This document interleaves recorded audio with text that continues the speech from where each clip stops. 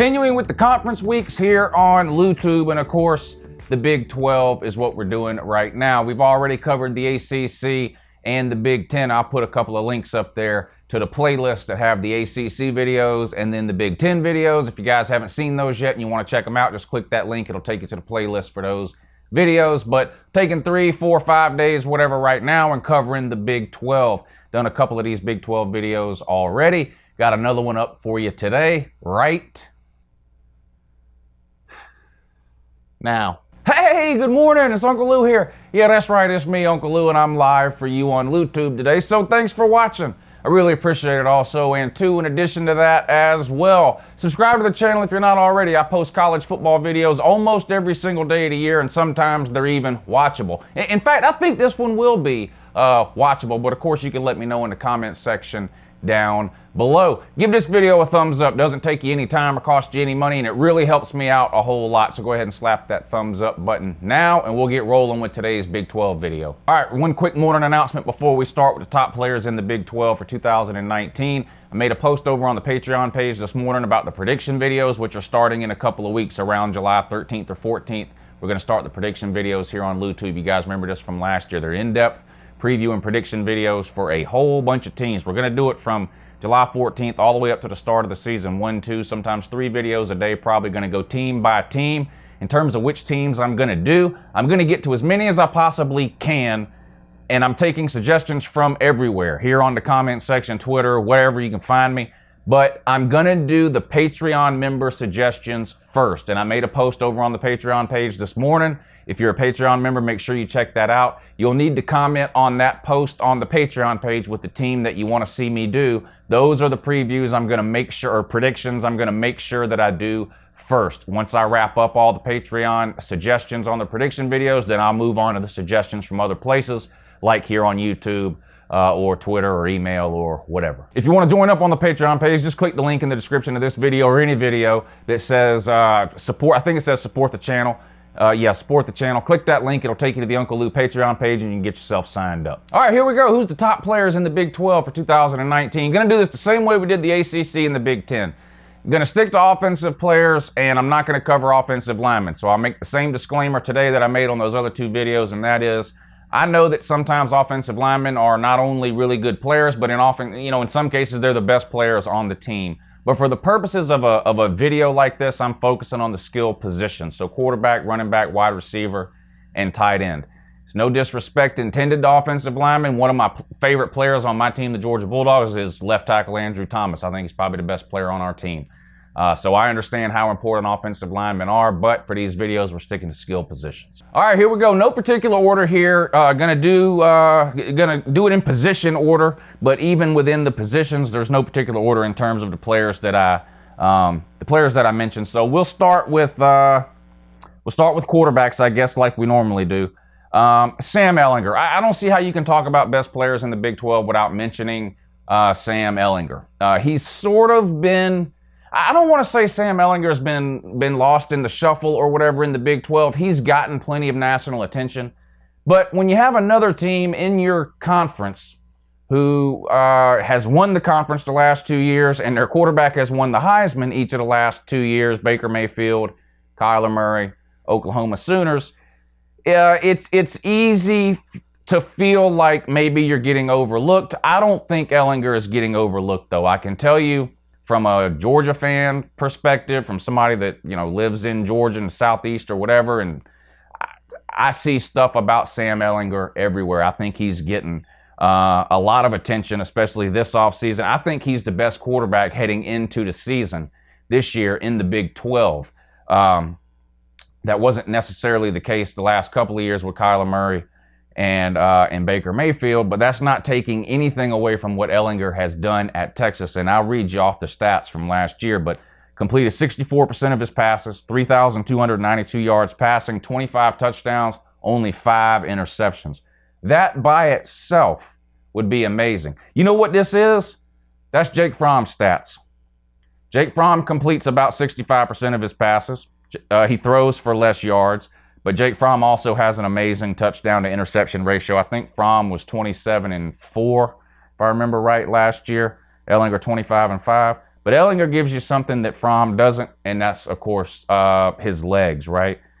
Texas fans will know this, but he also rushed for 482 yards and 16 rushing touchdowns. That's a total of, what's 25 plus 16? 41 touchdowns last year by Sam Ehlinger. So if you're not a believer in Sam Ehlinger, you need to become a believer real quick. But I think he's obviously the best quarterback and probably the best player in the Big 12 heading into the 2019 season. Now, anything can happen during the season. You know, there's going to be some names we've never heard of or that maybe surprise us this year. But Sam Ehlinger, the real deal quarterback, Texas. Okay, here's one that I'll admit kind of surprised me. And it's not that I didn't hear this guy's name or had never heard of him or whatever, but I don't think I really understood how good this guy was last year. But another quarterback here, Brock Purdy. Now, this guy, Iowa State, 66% completion percentage. Amazing, no matter who you are, but for a true freshman, that's great. 2,250 yards, so obviously not the production of an Ehlinger or an OU quarterback, but 2,250 through the air, 16 touchdowns, 7 interceptions. Not Heisman level or anything like that, but still as a true freshman, you're doubling up your interception total. You know, your touchdown to interception is 2-1. You want to see that more 3 or 4-1, and we'll see what he does this year, but a 169.9 rating. But he also ran for 300 yards, so he can move around too, and 5 rushing touchdowns. True freshman last year. He'll be a sophomore this year. You see a lot of improvement, generally speaking, especially at the quarterback position from freshman to sophomore year, especially when you play a lot as a freshman. Things start to slow down for you. You mastered the playbook by then. You're comfortable with some of your teammates, some receivers. You got some chemistry, things like that. I don't think anybody would be surprised to see Brock Purdy improve on these stats this year, especially the yards and the touchdown total. We'll see, but Brock Purdy, Iowa State, I think is one of the best players in the Big 12. And I think you have to include Jalen Hurts. Okay, so I've got Jalen Hurts on this list. Now, everyone knows the story by now, right? Started at Alabama, couple of great seasons, gets yanked in the national title game in 2017 at halftime. Tua comes in, leads Alabama to a comeback win over Georgia, and that was pretty much it for Jalen Hurts. Alabama pretended, Nick Saban pretended in the offseason heading into 2018 that it was an open competition for quarterback, but I think anybody that had any sense at all knew that was going to be Tua's job for 2018. That's what ended up happening. Now, Jalen Hurts got a ton of playing time last year. Tua famously has never finished a game that he started, whether it be because blowout and he gets removed in the fourth quarter and Jalen Hurts comes in, or as we saw every time Alabama played good teams last year, which was twice, Georgia and Clemson, Tua gets completely shut down. Alabama's getting embarrassed and humiliated, so they bench Tua or hide him in the injury tent and send Hurts in. So the point is, he played in every single game. He looked good, of course, won the SEC championship game for Alabama against my Georgia Bulldogs, unfortunately. Is Jalen Hurts going to give you Baker Mayfield or Kyler Murray numbers? No, I don't think he is. I don't think he's as good as either of those two guys, but he's really, really good. He may be the second best quarterback in the Big 12. At the end of this season, he may end up being the best just based on the team that he plays on. I don't know. I think him and Ehlinger both are going to have real big seasons here. I don't feel like I need to spend a lot of time on Jalen Hurts. He's not an unknown. Everyone knows his story and what he's done and what he didn't do at Alabama. But I feel like with the experience that he has, he's played in all the big games. I think you have to include him on a list of best players in the Big 12. All right, a couple of running backs here, and this was a tough one for me. I'm not going to lie. There are probably 4 or 5 running backs in the Big 12. So feel free to disagree with me on this in the comments section, these running backs that I named, because I will agree there are 4 or 5 running backs probably in the Big 12 that you can make a case for being one of the best 10 players in the Big 12. The problem I ran into is the Big 12 is loaded with wide receivers, and we're trying to keep this list to 10 people, and you'll see when I get to the wide receivers. Anyway, I have 4 wide receivers on the list, 3 quarterbacks. For that reason, I could only go with 2 running backs. So there are some really good running backs in the Big 12 that I'm not going to name, and if you want to list them in the comments section, believe me, I understand. I don't really think there's two clear-cut best running backs in the Big 12. I think there's about 5, and you can pick any 2 of those 5, and I think your list would make sense. I decided to go with these 2 here. Kennedy Brooks, running back, OU. This is something else that I'm going to have to admit sort of took me by surprise when I was researching some of these players this morning. I know OU has some good running backs, and I know that those running backs don't get the attention they deserve. I know this because when Georgia played Oklahoma in the Rose Bowl a couple of years ago, I was surprised at the talent OU had at the running back position, because from watching OU on TV and listening to announcers and everything you read online or wherever about OU tended to focus on quarterback, their passing game, the points scored, and then they would go from there to how bad the defense was, and it just seemed like running backs constantly got sort of glossed over at OU. They've had some absolute beast and stud running backs at OU. Rodney Anderson, listen, I talked about this all last year after we played Oklahoma in the Rose Bowl. I feel so bad for Rodney Anderson and his injury situation. That guy was one of the best running backs in college football, period, over the last 3 or 4 years. When you watched him play when he was healthy, it was unbelievable. Anyway, sort of going down a rabbit hole here, but I have Kennedy Brooks, running back, OU, and I have to admit this took me by surprise here. 1,056 yards on the ground last year, 12 touchdowns, 8.9 yards per carry. 8.9 yards per carry. I know we're going to get a lot of comments on this video about the defenses in the Big 12 or the lack thereof in terms of some of the numbers that these players are putting up in the Big 12. But listen, you're a Power 5 team. You're playing mostly Power 5 games. You're averaging 8.9 yards per carry. That is elite, okay? Do I think Georgia in general plays better defenses than Oklahoma plays during the course of the year? Yeah. DeAndre Swift is a 7 yards per carry type guy, and he's considered one of the best running backs in America, and I agree. But the point is, 8.9, I don't care what defenses you're playing against, 8.9 yards per carry is really, really good. Again, 1,056 yards and 12 touchdowns. And because most defenses that play Oklahoma, I think, are going to concentrate on shutting down the passing game, and this year the running ability of Jalen Hurts, that opens up a lot of opportunities for Oklahoma running backs. I think Kennedy Brooks will have another huge year this year. I have him listed as one of the top running backs in the Big 12. This is where it got really hard with the running back thing, because, again, there's probably 4 or 5 you could put here, and I couldn't argue with you. I decided to give Kansas some love, though, right? Oh, Les Miles, the grass eater, right? Puka Williams, running back for Kansas. Kansas is a terrible team, one of the worst in America. This dude had 1,125 yards last year, 7 touchdowns, 7 yards per carry, and added another 300 yards through the air on 33 receptions and another couple of touchdowns there. Those are good numbers no matter who you play for, and Kansas is a terrible team. I don't think they're going to be any good this year either. Les Miles might be good for a couple extra wins this year, which takes him from 1-2 to maybe 3 or 4 wins this year. I think 5 would be amazing. But like I said, I know I'm going to hear from Texas fans about Keontae Ingram. He's a great running back. There's probably 2 or 3 Oklahoma running backs you could put in the top 5 in terms of running backs in the Big 12. It seems like Oklahoma State usually has a running back that puts up big number. Anyway, there's a lot of players you could put here in the running back thing. But like I said, because there's 4 wide receivers coming up here, I had to limit it to 2. So number 2 spot goes to Puka Williams, running back, Kansas. All right, let me name a tight end here, and then we'll get to the wide receivers. I decided to include one tight end. Grant Calcaterra, tight end, Oklahoma. Not eye-popping numbers last year. They throw a lot to the outside and deep. But 26 receptions, 396 yards, 15.2 yards per carry, and 6 touchdowns. And I think this is going to be a guy that Jalen Hurts is going to like. Jalen Hurts is not. I don't think Jalen Hurts is near the passer that Baker Mayfield and Kyler Murray were. I like Jalen Hurts. He's going to have a great year, but if you're just being honest with yourself, I don't think he can throw the ball as well as those other 2 guys did, especially deep down the field, whatever. I think a tight end, a big tight end like this, a reliable tight end like this, is somebody that Jalen Hurts can really get behind. I think he'll have another good year this year, so I included a tight end on this list, Grant Calcaterra, OU.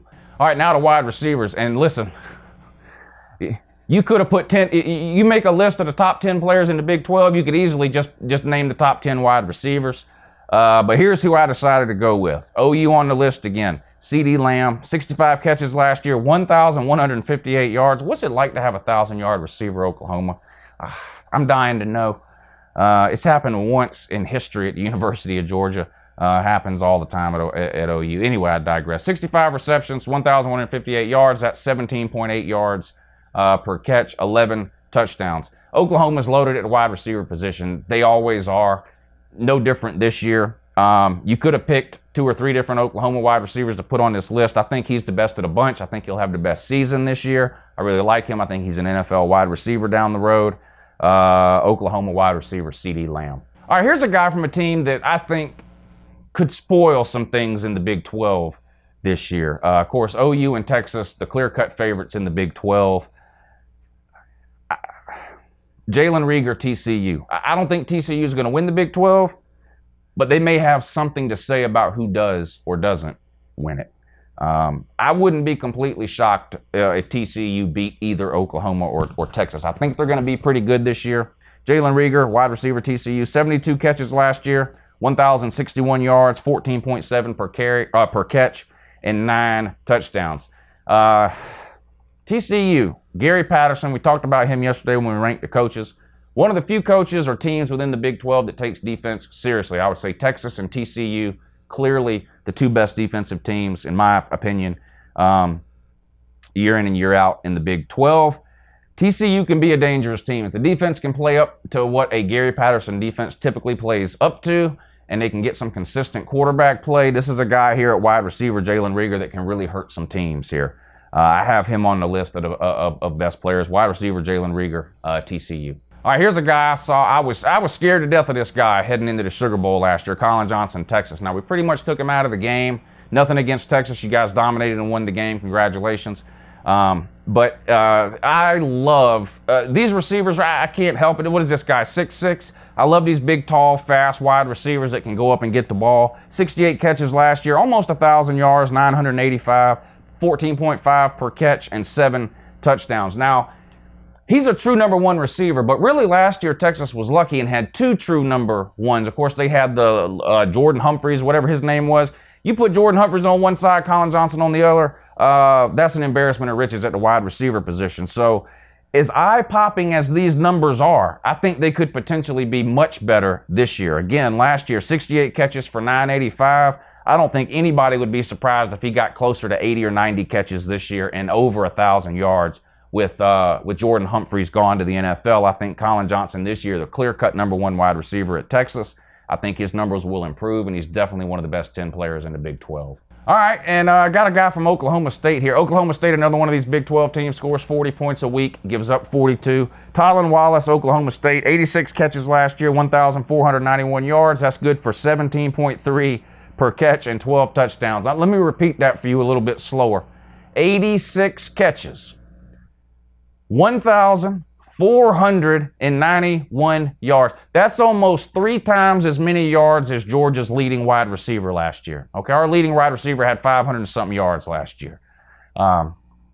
This is unbelievable. 1,500 yards receiving. Again, do I expect Oklahoma State to win 10 or 11 games and win the Big 12? No. But they're going to air it out, and this guy's going to catch a ton of balls. You can say anything you want. Oh, they throw it 100 times a game. They play terrible defenses. They got a great quarter. You can make any reason or excuse that you want. If you catch 1,500 yards worth of passes in a season, you are a hell of a receiver, period. End of story. How can you have a list of top 10 players and not put this guy on a Tylan Wallace, Oklahoma State wide receiver? I'm going to say it again. 86 catches, 1,491 yards, 17.3 per catch, 12 touchdowns. There you go. That's Uncle Lou's best 10 players in the Big 12 offensive skill position players. Anyway, like I said, I get it, especially on the running back position. If you guys want to list some other names down there, I named a couple that I left off. I will admit, I do think the guy from OU, Kennedy Brooks, should be on anybody's list. After that, Keontae Ingram, but like I mentioned before, a couple other names you want to put in there. I went with who I went with. But it was hard to do to running backs. But so anyway, that's my list. Let me know down below where I'm wrong, and I'll see you guys tomorrow. Have a great morning.